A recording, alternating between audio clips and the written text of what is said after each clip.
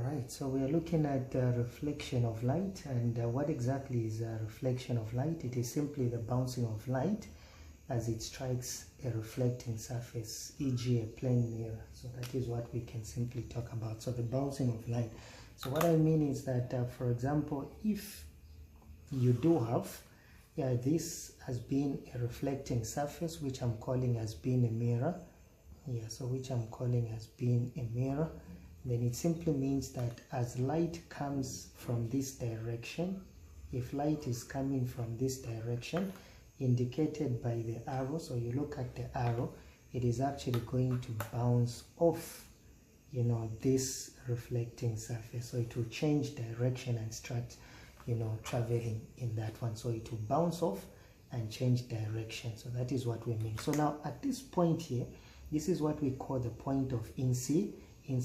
If you are to erect, a 90 degrees there, which we simply call as being a normal, so that is the normal. In other words, it is a ray of light that is at a right angle at 90 degrees to the reflecting surface. So this ray that is moving towards the surface, this is what we call as being the incident. It is called the incident ray. It is moving towards the surface, and the one that is moving away is what we call as being the reflected. So that is reflected ray. So that is what we call it there.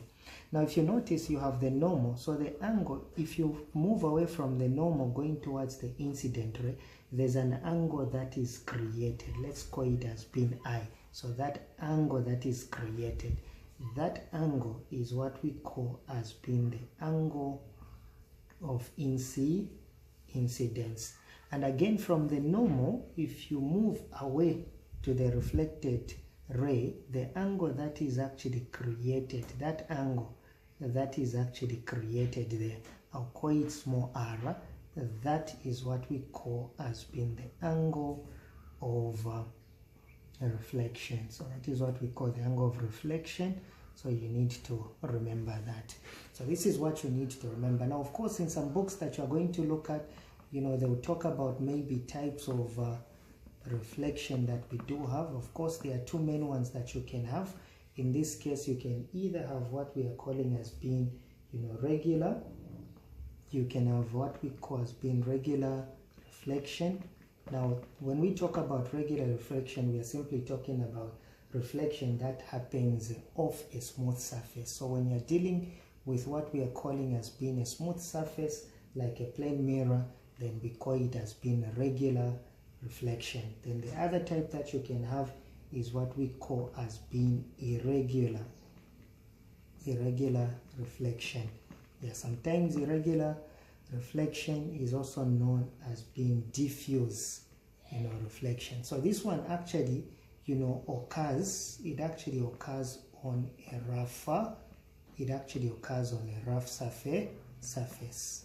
E.g., you can talk about maybe a plain paper. So the type of reflection that may happen on a plain paper is not actually, let me just say plain paper is actually rough, and therefore you have irregular reflection. But of course, on a smooth surface, that is a regular reflection. But of course, regardless of what type of reflection that occurs, the laws of reflection are simply going to be observed. So we can talk about laws of reflection that you need to know, which they are going to be asking you. Number one, it simply states that the angle of incidence, so the angle of incidence equals to the angle of reflection. So the angle of incidence equals to the angle of reflection. So what we mean, the angle I will be equal to the angle R. That's what we mean. So meaning, if you have a reflecting surface, of course you have the normal. Let me say you do have that. Remember, in this case, the direction have changed. So this is the incident ray, and that is the reflected ray. So this angle I, the angle of incident, will be equal to the angle of reflection. Meaning that if this is 30 degrees, that one will also be 30 degrees. So sometimes be wary, we may not actually give you, when we give you in the exam, we'll give you this angle, probably will tell you this is 50 degrees, and will simply tell you to say, find, A, the angle of incident, then B, the angle of reflection. And people end up saying, no, 50 degrees, but that is actually wrong. Remember, that is the normal, the angle between the normal and the incident ray. That's the angle which we call as being the angle of incident. And the angle between the normal and the reflected ray, that is what we call as being the angle of reflection.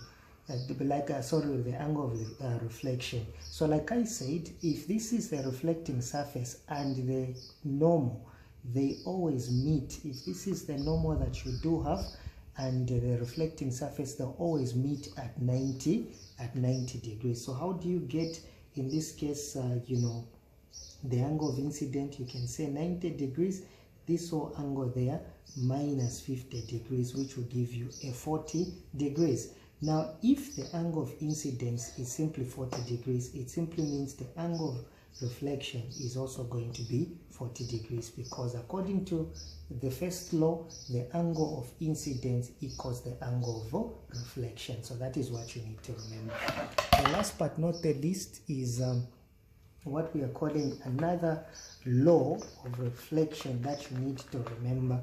It states that the angle of incidence, so the angle of we can simply say the angle of incident, or sorry, I can simply talk about the incident. Let me just talk about the rays.